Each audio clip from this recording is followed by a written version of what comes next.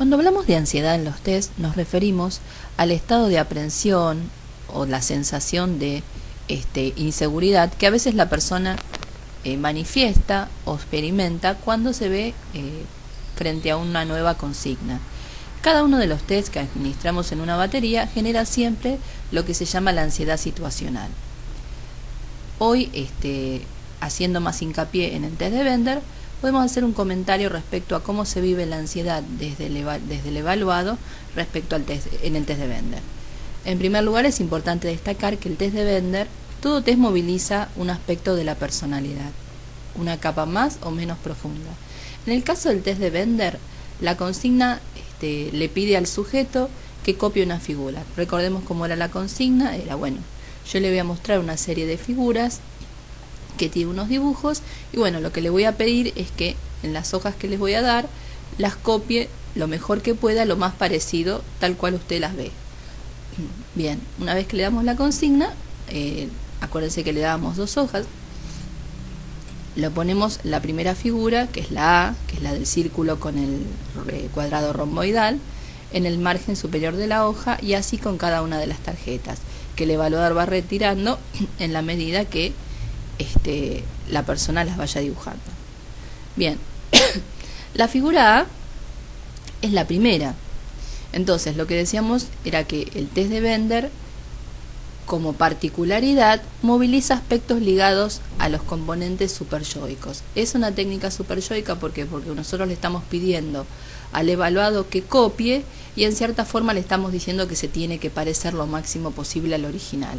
O sea, cada vez que nosotros recibimos una exigencia, simbólicamente es conectarnos con nuestra parte de autocrítica, con nuestra autovaloración, cómo nos sentimos frente a las presiones.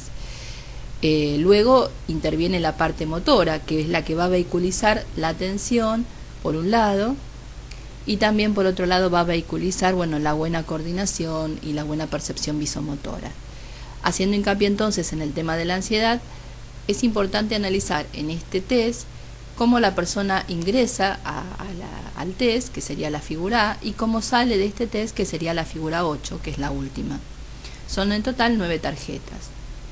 Por supuesto, no es que no vamos a analizar la ansiedad en el resto de las situaciones gráficas que presenta el test, pero sí es importante analizar esto.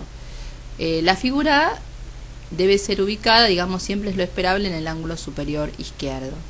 Ahora bien, muchas veces cuando la ansiedad situacional, que por ahí no venía presentándose en el HTP, sino que aparece como más acentuada ahora que tiene que copiar, ¿sí?, puede hacer que se altere en alguna forma la reproducción de esta tarjeta.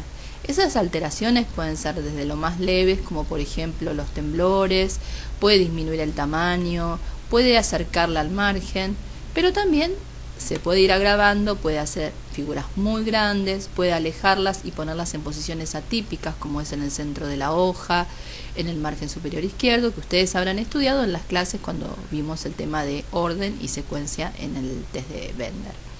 Bien, entonces, cuando esta figura A no se reproduce bastante parecido a la figura copia, podemos decir que hay ansiedad situacional frente a las temáticas que plantea este test.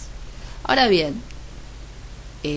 siempre el desenvolvimiento, en este caso de cada una de las tarjetas que siguen, cada una de las cuales también genera dispara un determinado nivel de presión, va a provocar que el yo vaya tratando de resolver y manejar esa ansiedad.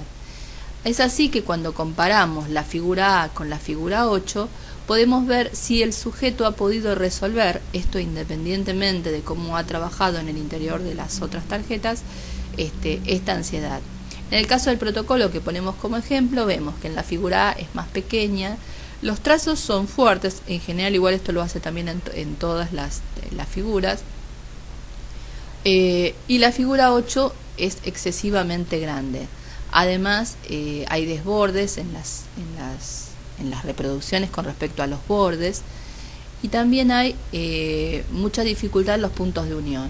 En la figura 7 sobre todo, fíjense cómo se agudiza el hexágono de la izquierda, y también en la figura 8. Esto implica que ante las presiones, esta persona le genera dificultades para poder controlar esa ansiedad.